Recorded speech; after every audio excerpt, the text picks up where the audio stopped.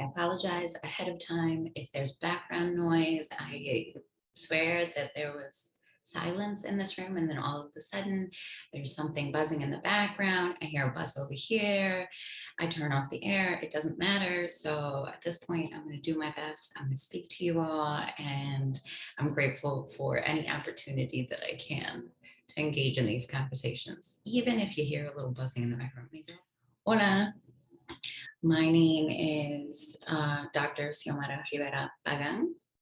I am the founder of Language Policy Consulting and the spinoff Language Policy Consulting Chats. In the teaser, we talked a little bit about what we would be talking about in these language policy consulting chats, but I wanted to get on here and have a brief conversation, a brief chat, a brief intro about what we will be talking about so that you get an idea of what you're signing up for with these chats, and also so that you get to know a little bit more about myself and how I got interested in this particular topic. I think that by sharing that, it'll give you an idea of how this might be relevant to you as well. So language policy consulting came about because at the end of my studies, completing my dissertation, my doctoral program, I studied educational language policies. And I did national study and I did a local level study looking at a state and 2 districts. And when I looked at the actual explicit language policies in those places, I started to see patterns that resembled the discourse of what we see in the literature. So you see certain orientations or directions that districts are taking to either create space or to limit spaces for our multilingual students. And for a while now, I've been super interested in language policies and how they do that, how they create spaces for students or for people, and how they limit spaces. I think it's especially interesting because we take some of these concepts for granted and they are very theoretical. And we read about them, and sometimes it's harder to make connections of what's happening in our real life experiences. And that's what I wanted to do with language policy consulting. I wanted to create a space where I bring what I've learned about education, about language research specifically devoted to language policy. And I wanted to share that in a less formal setting, or be able to share in a way that I feel is maybe a little bit more fun to listen to or to read than a scholarly article, even though scholarly articles are super valuable and I think they're very important, especially. So one big theory that we talk about in language policy consulting is language policy ideologies. And we use Richard Ruiz's categorizations of language policy ideologies, the attitudes and beliefs towards language. We use those 3 categories of language as a problem, where language is viewed as something that limits the individual and their ability to accomplish a task. Language is a right, a person's ability or their human right to access language through their linguistic ability in public spaces. Language as a resource, where language is viewed as something that adds to a person's linguistic ability, that should be valued, that should be fostered. It's that additive mindset, that's something that is to be incorporated within your way of being. So it's valuing language and language varieties. The other idea and theory that we talk about a lot in language policy consulting is orientations, and we use the theory identified by Heinz Claus, and those are three categories as well: language restrictive language policies, where languages are limited and restricted in certain spaces. We also have tolerance orientation, and that's actually a lot of what we've seen in the US historical context. I talk about this on the blog, and these resources are also available on the blog. So, tolerance towards languages and language policy. And then finally, promotion orientation for languages and language policy. And that is, as you can imagine, where you're promoting spaces for multilingualism and multilingual ideology. And there are many ideologies and orientations that one can take in terms of language policy and language learning. And so I encourage you all, and I'll be sure to share in the blog as well as in these spaces, different ways of viewing languages and language learning. And at the same time, at least for me, I found that those two particular theories were especially impactful for my understanding of language policy, because although these two theories are very similar, I find that if you actually intersect them, that you can have different outcomes for spaces that are created for multilinguals. So I actually worked with a conceptual theory during my doctoral dissertation, and I'll be sure to share that in our website, as well as resources to support you in reflecting according to that framework. But the idea is that although you are promoting languages, you need to consider how you are promoting languages in an equitable form. So a lot of spaces and a lot of language teachers talk to you about how language is valuable and you can travel and you can do all of these wonderful things when you have additional linguistic resources. And in the research and in the literature, you see that often there are students who are coming to school systems or individuals who are coming to jobs, and they have linguistic diversity or they have multilingual abilities, and yet because their multilingual abilities present themselves in a way that is different from the dominant language or the dominant monolingual presentation, then all of a sudden our view of how much it is valued or how much of a resource or how much of an asset it is changes. And so that's where I speak to the intersection of these ideas. If we are looking at promoting languages through that language as a resource or language as a right ideology, that's different than when we are looking at promoting languages through that language as a problem. For example, students who haven't yet acquired English and are being viewed as a deficit because they are not proficient in the way that the educational system deems that they quote unquote should be. That's language as a problem. You're promoting English and you're promoting spaces for English, and you're even promoting English for these students, but you're not doing it in a way that views their home language as a right to maintain that home language, and you're not viewing their linguistic resources as a resource. So I encourage you all to check out the blog.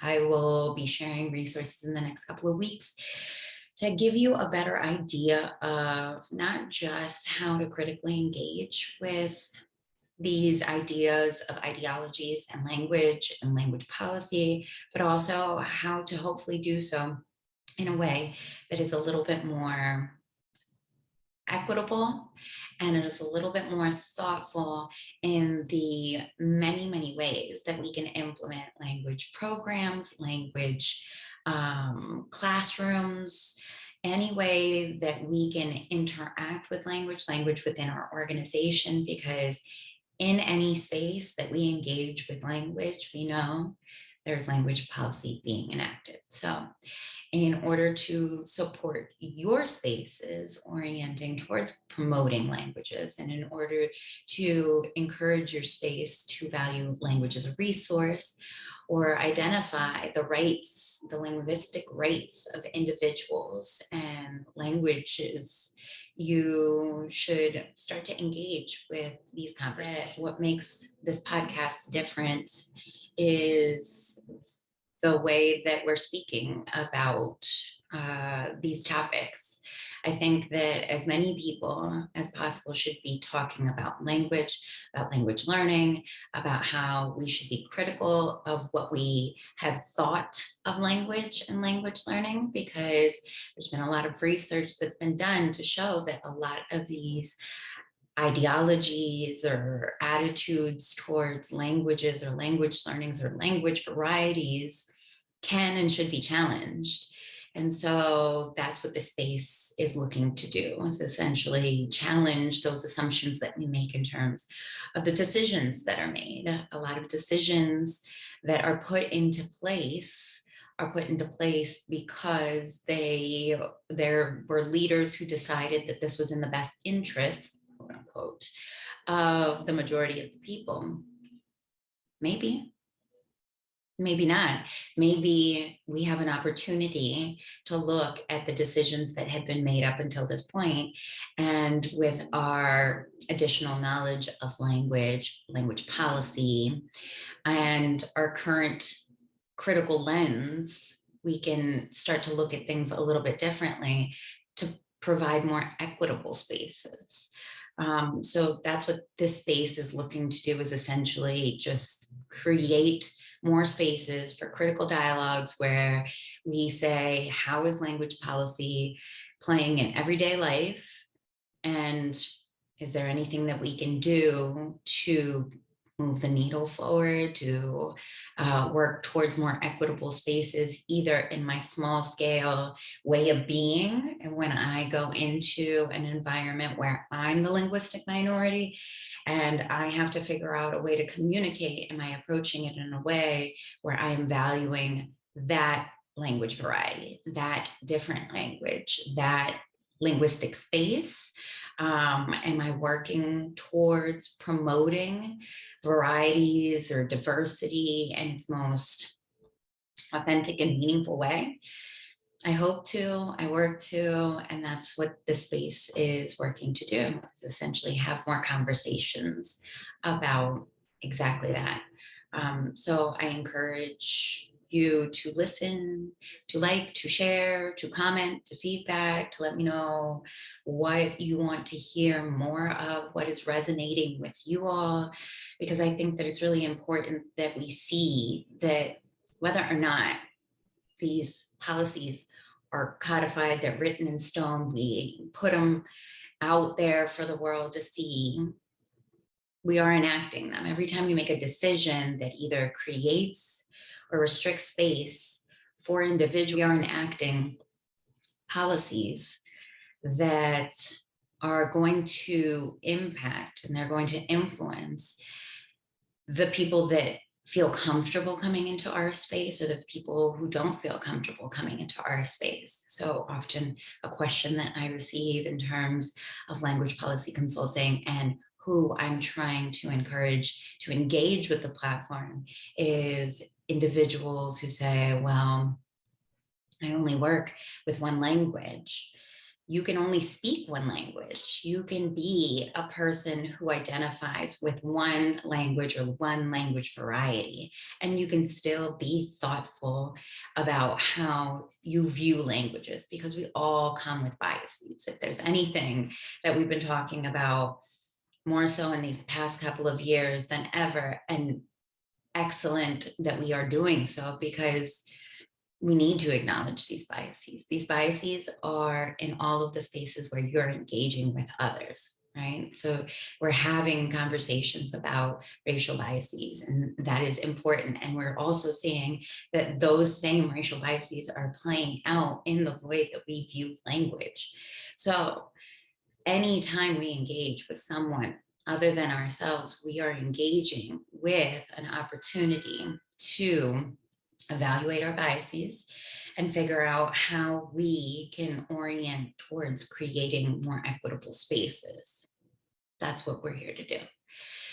Specifically with the language world, but we also engage with a lot of conversations about education, about what it means to quote unquote sound professional, or what the different language varieties entail. We have conversations about our own judgments, about our own linguistic skills. I know I personally was born in Puerto Rico and I moved over to the United States, Navy brat. And so my family and we moved over to the United States to a bunch of different places where I saw a bunch of different ways of speaking English, or even varieties of Spanish, because that's the other language that I identify with. But I definitely, growing up, felt as though I wasn't as fluent or as proficient as I wanted to be in Spanish. And for me, that was really important in terms of identifying what I needed in order to feel whole and complete. And for me, in order to identify with part of what makes me me, which is my Puerto Rican identity, I felt that I needed to understand more about language. And the more that I engage with understanding language, the more that I engage with understanding language learning, which actually was really what I needed, because that's where I began to see some of these biases, some of these ideologies, some of these attitudes towards different ways of speaking one language or different languages. And when I started to see that there are systems in place that are perpetuating these majority ideas in a way that makes it feel like it is just happening. But when we start to really look at it, we see that it's happening because decisions are being made by people. When I started to see that, it made me think critically about how I think about myself, how I think about others, how I can reframe how I think about my language ability. And instead of thinking that I am limited in some capacity, start to think about it from a resource mindset and consider all of the linguistic ability that I have in English, all of the linguistic ability that I have in Spanish, all of the linguistic that I have, ability that I have in Spanglish, and the varieties from that, the varieties from that that let me engage with my girlfriends who are from New Jersey and New York, and there is a different way of speaking English, or my friends who are in the diaspora and who now have incorporated bits of English and Spanish and Spanglish that is more so practiced within the Washington, D.C., Maryland area. All of these languages, all of these ways of speaking are going to be influenced by our experiences and the spaces that we're in. And so when I saw that it was a little bit more fluid than it was originally portrayed by language classrooms and this corporate idea of right or wrong, professional or not professional. And it makes sense, because if you're trying to sell a textbook, you gotta sell that this is the textbook of how to speak this language the right way. And yet we've seen that it has actually become this problematic ideology where people are being restricted from practicing their language, or restricted from accessing certain spaces because you don't sound a certain way. And I think Language Policy Consulting and Language Policy Consulting Chats wants to challenge that, alongside with all of the brilliant researchers and practitioners who have been doing so for many, many years. We are just hoping to aportar nuestro granito de arena. We're trying to give our little bit of sand to the beach. So a lot of what you will hear here hopefully empowers you as a language learner or as a speaker of your language or language variety. Hopefully you have some tidbits that resonate with you, and that I know for me, podcasts are fun to listen to because then I get to go and have conversations with my partner and share my insights, or maybe speak to our different perspectives based on a particular topic. So I hope this allows you a access point in order to engage in conversation with individuals about how you can use language in order to advance your goals, or to create space within your organizations for individuals who speak languages and language varieties. We will be publishing bi-weekly, so every other week we will be sharing an interview, a chat, a conversation with individuals about the topics that we've talked about today. So about language policy, about research, and most importantly, how all of these things are playing out in everyday life, in multiple spaces, in spaces that we probably haven't even thought of. I hope that this encourages conversations about all of those topics.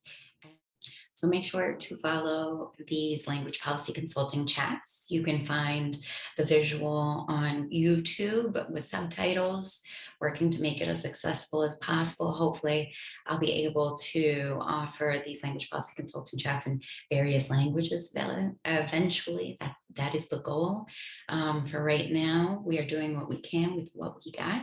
So follow us on languagepolicyconsulting.com. You can follow us on Instagram, on Twitter. We're also on Apple Music and Spotify. I look forward to having more of these conversations. Ciao.